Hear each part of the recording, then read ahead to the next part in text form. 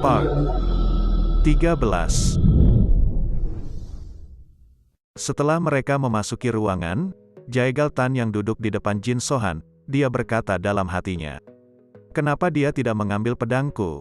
Tapi aku tidak punya kesempatan untuk menang meski jika aku melompat padanya. Dia ahli yang jauh lebih hebat dibanding yang diketahui." Jin Sohan lalu bertanya berapa usia Jaegal Tan, dan Jaegal Tan menjawabnya dengan berkata, 25 tahun. Jaegal Tan lalu balik bertanya, apakah Jaegal Hyun masih hidup? Dan Jin Sohan menjawabnya kalau dia masih hidup dan dia menahannya. Jin Sohan bertanya kembali, apakah Jaegal Hyun adalah kerabat dekat? Dan Jaegal Tan menjawabnya dengan berkata, iya. Jin Sohan lalu mempertanyakan, jika dirinya tidak mendengar permintaan mereka dan perang dimulai, pihak mana yang akan jadi penyebab besarnya? Jaegal Tan lalu berkata, kalau tidak ada hal seperti penyebab besar di fraksi Unorthodox. Jin Sohan pun mempertanyakan, dengan perkataan dan pemikiran Jaegal Tan, dan Jaegal Tan berkata, iya, aku akan mengatakan ini dengan mempertaruhkan nyawaku. Tidak ada hal seperti penyebab besar di fraksi Unorthodox. Jin Sohan yang mendengar itu pun tersenyum, lalu berkata kalau dari sudut pandangnya, Jaegal Hyun dan klan Jaegal adalah sampah. Jaegal Tan yang mendengar itu pun tak terima. Namun, Jin Sohan berkata kembali, dengan berkata, apa kau tahu, apa yang bisa kami lakukan dengan tuntutan 30 juta nyangmu? Anak yatim piatu dan pengemis di wilayah Tianyang yang terbagi menjadi wilayah Western Dark, wilayah Eastern Ghost, wilayah Northern Wind, dan daratan selatan tidak perlu mengkhawatirkan makanan mereka.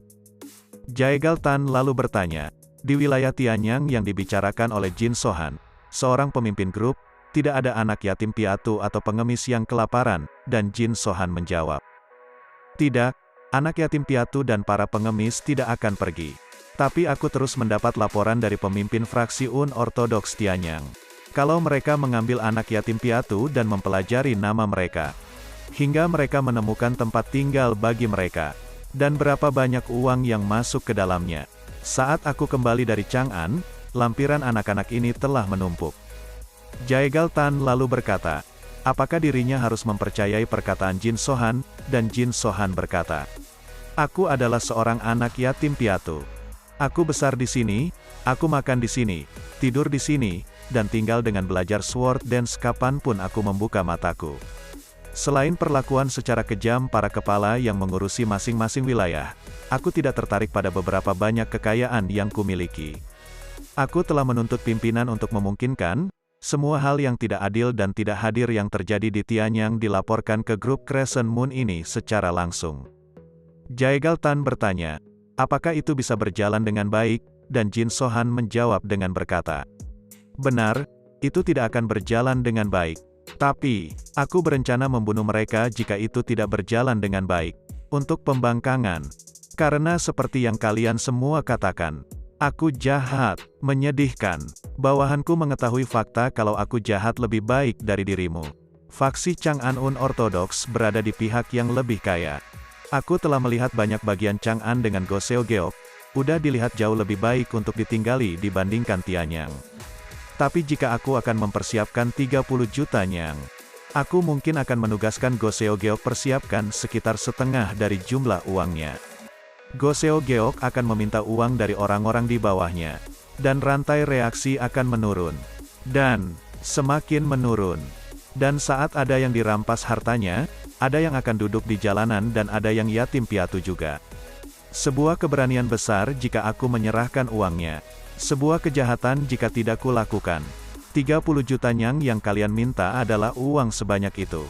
Dan kau mengancamku untuk menyerahkan uangnya dengan menyebutkan Gunung Hua, Wudang, Hubei, dan bahkan Zhongnan.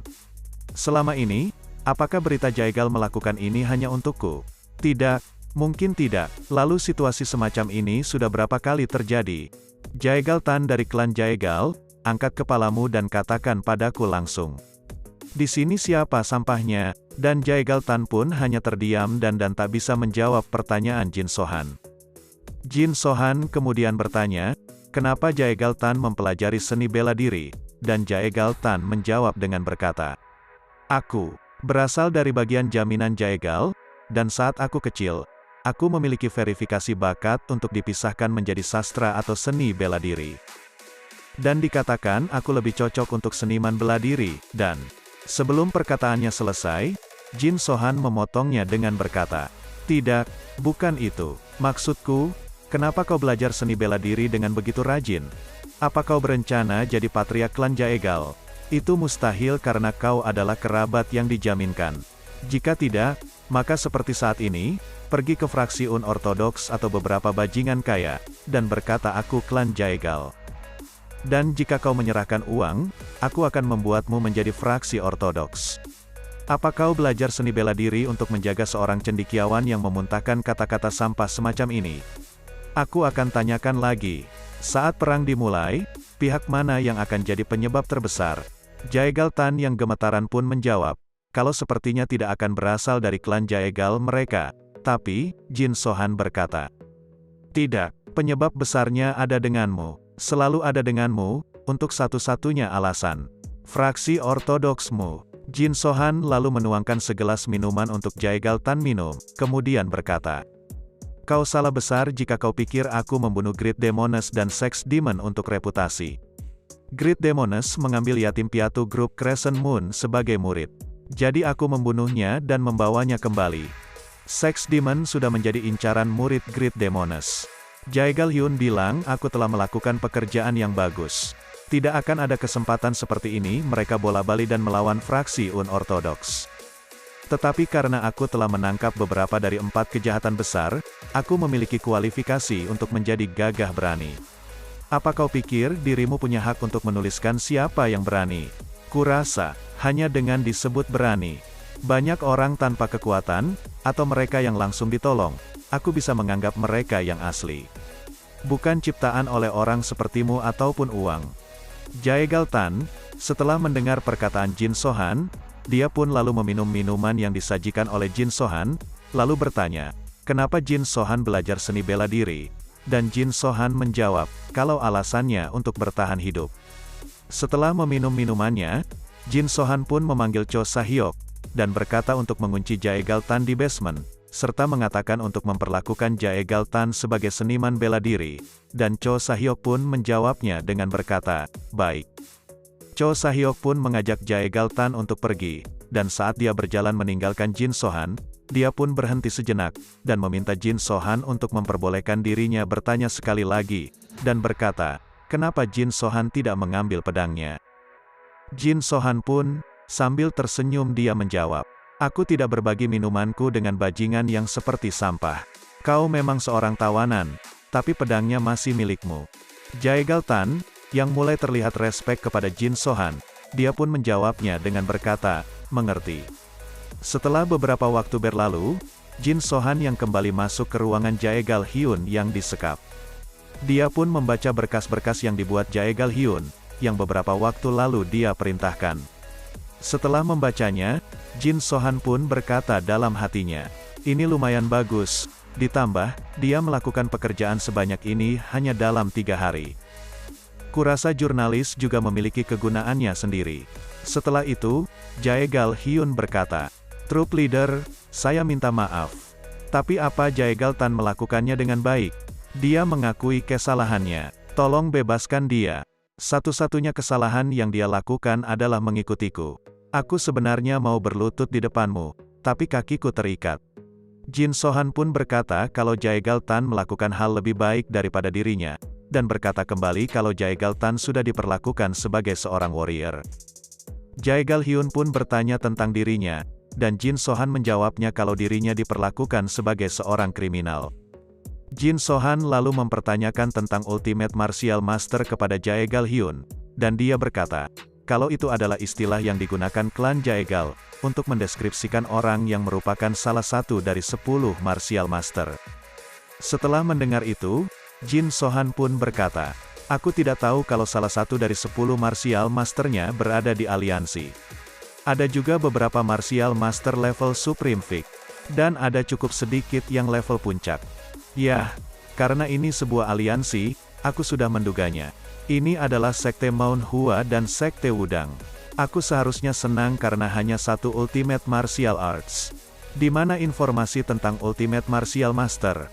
Ini cuman menyebutkan Wudang Sword Immortal, Yogi Il dan tetua sekte Wudang pensiun. Jaegal Hyun yang belum menulisnya pun berkata kalau dirinya akan mengurus bagian itu segera, dan karena hal tersebut, Jin Sohan pun marah, lalu berkata, "Sepertinya kau tidak melakukan pekerjaanmu dengan baik. Apa kebiasaan burukmu sebagai jurnalis muncul lagi? Seperti, aku punya banyak informasi, emangnya dia berani membunuhku?" Jin Sohan lalu mempertanyakan tentang dirinya murid siapa, dan Jaegal Hyun berkata kalau Jin Sohan murid Poison Demon. Jin Sohan lalu bertanya kembali, apakah Jaegal Hyun mau diberikan obat oleh dirinya, dan Jaegal Hyun yang mengerti akan perkataan Jin Sohan tentang obat, sama dengan dia akan diberikan racun. Jaegal Hyun pun yang panik berkata, kalau dirinya tidak membutuhkannya, dan berkata kembali kalau dirinya akan mengikuti perkataan Jin Sohan. Jin Sohan pun berkata, kalau aku kalah dalam perang, kau juga akan mati. Kalau aku mati, bawahanku juga akan mati. Kalau itu terjadi, memangnya ada yang akan memberikanmu makanan, dan kau juga berada di penjara yang tidak mudah untuk ditemukan. Kau adalah penasehat militerku sampai perang berakhir. Tapi kantormu itu ada di dalam penjara. Tak lama, kemudian terdengar suara yang bertanya tentang keberadaan Jin Sohan kepada Cho Sahyok, dan Cho Sahyok pun memasuki ruangan dan menyampaikan, kalau murid pertama ingin bertemu. Tanpa dipersilahkan masuk ruangan, murid pertama dari Great Demoness pun masuk, dan bertanya, sedang melakukan apa Jin Sohan di dalam penjara? Jin Sohan lalu berkata, kenapa dia datang ke tempat tersebut, dan murid pertama Great Demoness pun menjawab, karena Jin Sohan tak menunjukkan dirinya beberapa hari belakangan. Jaegal Hyun yang melihat murid Great Demoness pertama pun bertanya-tanya, siapa dirinya, dan berpikir, kenapa dia bisa sesantai itu berbicara kepada Jin Sohan. Jin Sohan berkata, apakah murid Great Demoness pertama merasa terkurung, dan dia pun menjawab, iya, karena ini terlalu damai. Ini sama sekali tidak cocok dengan diriku. Ya ampun, aku bahkan mengira kalau aku bisa mengalami energi deviation karena saat ini sangat damai. Jin Sohan berkata, kalau begitu, beristirahatlah di sini beberapa hari sebelum pergi. Di lantai atas, ada ruangan yang pernah digunakan pemilik pavilion. Itu adalah ruangan terbesar, kau bisa menggunakannya sendirian. Murid Great Demoness pun merasa senang, dan berterima kasih, namun Jin Sohan berkata kalau tak perlu berterima kasih. Murid Great Demoness pertama pun bertanya kepada Jin Sohan, siapa orang yang diikat di hadapannya, dan Jin Sohan pun menjawabnya, kalau dia adalah jurnalis dari keluarga Jaegal yang membuat Jaegal News. Serta berkata kalau dia meminta uang pada dirinya 30 juta nyang, agar bisa membuatnya menjadi warrior yang hebat. Namun jika tidak memberikannya uang, Jaegal Hyun akan membuat dirinya menjadi salah satu dari 4 Great Demon. Murid Great Demoness yang mendengar itu pun langsung menampar Jaegal Hyun, yang membuatnya pun langsung terjatuh, lalu berkata, dasar bajingan konyol, kau pikir 30 juta nyang itu sedikit? Murid Great Demoness pun bertanya, kenapa Jin Sohan masih membiarkannya hidup, dan dia pun mengusulkan untuk membunuhnya, tapi Jin Sohan berkata, apakah harus dia membunuhnya? Jaegal Hyun pun, yang ketakutan, sambil terbata-bata dia berkata, aku memiliki hal-hal yang harus kulakukan. Aku sedang menyusun strategi. Aku adalah penasihat militer Jaegal dari kelompok mistik lunar. Aku sudah merencanakan strategi untuk melawan aliansi karena perintah troop leader. Murid Great Demoness pun mempertanyakan kebenaran perkataan Jaegal Hyun kepada Jin Sohan, namun Jin Sohan hanya terdiam tak berkata sepatah kata pun. Murid Great Demons pertama, yang melihat ekspresi Jin Sohan, dia pun tersenyum, lalu berkata kepada Jaegal Hyun, apakah dirinya pengkhianat? Jaegal Hyun pun bertanya apa maksud perkataan murid Great Demons tersebut, dan murid Great Demoness itu pun berkata, bukannya kau bilang kau dari klan Jaegal? Kau barusan bilang kau adalah penasehat militer Jaegal dari kelompok mistik lunar kan? Berarti kau seorang pengkhianat kan? Jaegal Hyun, yang mendengar itu pun lalu berkata dalam hatinya, pengkhianat, meski aku mengambil peran penasihat militer karena aku diancam, apa orang-orang di klanku akan mempercayai perkataanku? Tidak, meski mereka mempercayaiku, apa aliansi akan memaafkanku karena membocorkan informasi? Jaegal Hyun, setelah memikirkan hal tersebut pun mulai merasa frustasi, yang membuat Jin Sohan yang melihat itu pun tersenyum sambil menghela nafas. Jin Sohan lalu berkata kepada murid pertama Great Demoness untuk pergi, karena dia ingin berbicara kembali dengan Jaegal Hyun. Murid pertama Great Demoness yang mematuhi perkataan Jin Sohan, sebelum meninggalkan mereka, sambil tersenyum, dia berkata, "Hei, kalau kau, cobalah kabur. Aku sudah mengerahkan formasi jaring yang tak terhindarkan di luar, yang tempo beberapa waktu yang lalu. Formasi tersebut yang bisa menangkap Sex Demon." Jaegal Hyun yang mendengar itu pun tambah pucat, lalu berkata dalam hatinya, "Formasi jaring yang tak terhindarkan yang bahkan bisa menangkap Sex Demon. Mustahil aku bisa kabur dari tempat ini. Tidak mungkin aktingku bisa membuatku selamat." Lalu berkata kalau strategi tersebut adalah ulah murid pertama Great Demoness. Setelah murid pertama Great Demoness pergi, Jin Sohan yang mendengar Jaegal Hyun berkata seperti itu.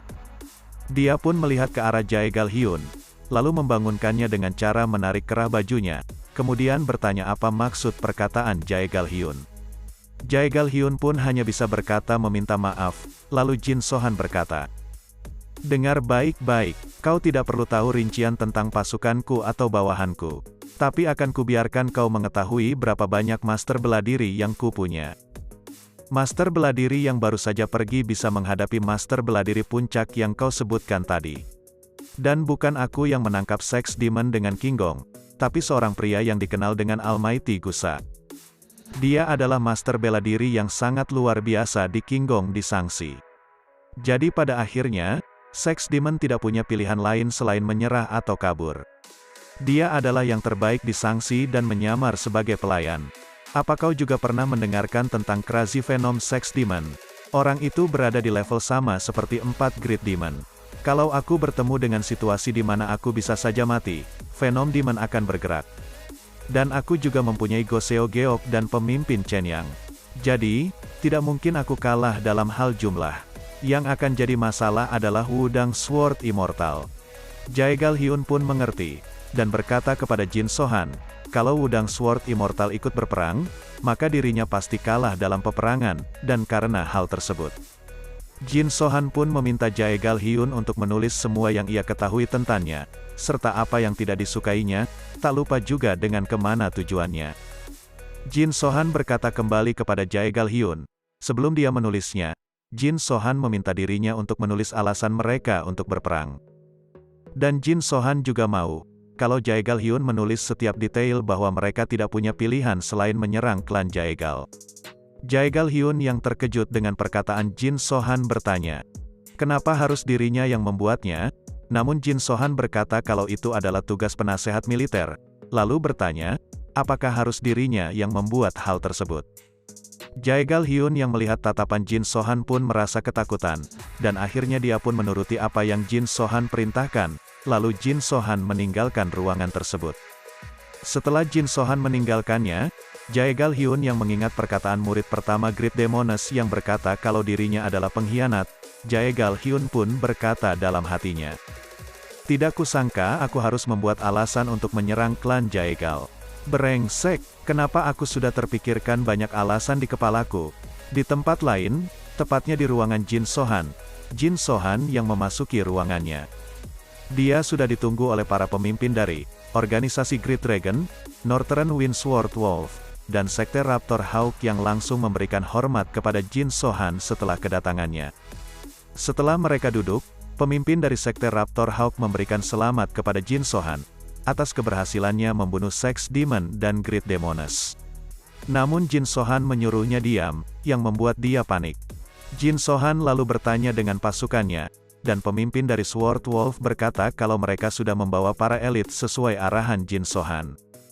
Pemimpin Sword Wolf yang penasaran, dia pun bertanya kepada Jin Sohan, kenapa dia mengumpulkan semuanya tiba-tiba, dan Jin Sohan menjawabnya dengan berkata, klan Jaegal bilang kita bisa menjadi ortodoks kalau kita membayar 30 juta nyang. Mereka yang mendengar itu pun terkejut, dan Im Hasung selaku pemimpin dari organisasi Great Dragon bertanya, apa yang Jin Sohan lakukan? Jin Sohan pun berkata, aku menolak tawarannya, karena itulah aku berusaha membuat kita menjadi ortodoks dengan caraku sendiri. Mana mungkin aku tidak bisa melakukan hal yang bisa dilakukan klan Jaegal. Kita akan memimpin para pasukan elit kita untuk memotong bagian busuk ortodoks. Aku berencana untuk menyerang klan Jaegal. Im Hasung berpendapat, kalau situasinya seperti itu perang akan pecah. Namun Jin Sohan berkata, perangnya sudah pecah. Ketua klan Jaegal sudah mendeklarasikan perang terhadapku. Tapi, sekarang aku akan mengubah cara kita bertarung menjadi seperti ortodoks. Kita akan bertarung dengan literasi, seperti cara mereka bertarung. Untuk bertarung dengan literasi dan seni bela diri, aku harus membuat aliansi. Itu urutan alami untuk mempersiapkan perangnya. Nama aliansinya adalah Aliansi Mistik Lunar. Ketua Sword Wolf pun bertanya, apakah itu semacam aliansi Murim, dan Jin Sohan berkata, nama kelompok Mistik Lunar akan dihapuskan mulai sekarang. Tolong hapuskan juga nama, faksi Chen Yang Un Ortodoks, Asosiasi Sun Dragon, dan klan Eagle juga. Faksi Chang'an Un Ortodoks juga begitu. Im Hasung lalu berkata, sejak dulu, untuk membentuk aliansi harus mendapatkan pengakuan terlebih dahulu. Bagaimana cara aliansi mistik lunar mendapatkan pengakuan? Dan Jin Sohan menjawab, aku akan menggunakan uang untuk membuat kita menjadi ortodoks. Pengakuan apa yang aku butuhkan? Meski mereka tidak mengakui kita, itu adalah masalah yang bisa dipikirkan nanti. Untuk sekarang, aku berencana untuk mendapatkan dukungan dari yang lemah terlebih dahulu. Meski kelompok Wild Green yang mengejarku, aku berencana untuk membuatnya menjadi bagian dari aliansi mistik lunar. Kelompok Wild Green itu adalah kelompok yang kejam dan tidak berperi kemanusiaan yang menculik, meski itu adalah anak-anak sekalipun. Kita sebaiknya menghancurkan mereka demi keadilan. Pemimpin Raptor Hawk yang berpikir kalau perkataan tersebut tidak pernah berkaitan dengan mereka, dia pun tanpa sadar malah tertawa, yang membuat Jin Sohan dan yang lainnya menatap ke arahnya, yang membuatnya merasa canggung, dan akhirnya dia pun meminta maaf. Jin Sohan pun menerus perkataannya, dengan berkata, faksi Hanzong Un Ortodoks juga akan menjadi bagian aliansi mistik lunar. Karena dia merupakan Un Ortodoks juga. Mereka yang menyadari kalau mereka akan menyerang fraksi lain karena mereka adalah Un Ortodoks. Mereka pun terkejut, dikarenakan mereka juga termasuk dari Un Ortodoks itu sendiri. Jin Sohan lalu meneruskan perkataannya. Aku juga mendeklarasikan pembunuhan Sex Demon dan Great Demoness itu dilakukan oleh kelompok mistik lunar. Dan, pastikan untuk menyebarkan berita kalau kalian semua menyelamatkan para anak yatim piatu di daerah kalian masing-masing, kalau itu bukanlah kebohongan. Kalau Ortodoks ingin menyerang kita, maka kita akan buat ini menjadi pertarungan antara faksi Ortodoks. Yang berarti, aku berniat untuk melawan mereka dalam bentuk fisik dan juga bertarung dalam bentuk tindakan kebaikan sebagai propaganda. Aku akan merangkul keadilan yang lebih besar mulai sekarang. Kita akan menyelamatkan orang-orang, melindungi yang lemah, di saat Ortodoks membicarakan mereka akan melakukan hal-hal baik itu. Aku berencana untuk melakukan yang lebih baik dari apa yang mereka lakukan dalam bentuk apapun. Dan mereka pun menjawabnya dengan berkata, dimengerti. Next kita lanjut di part selanjutnya. Terima kasih.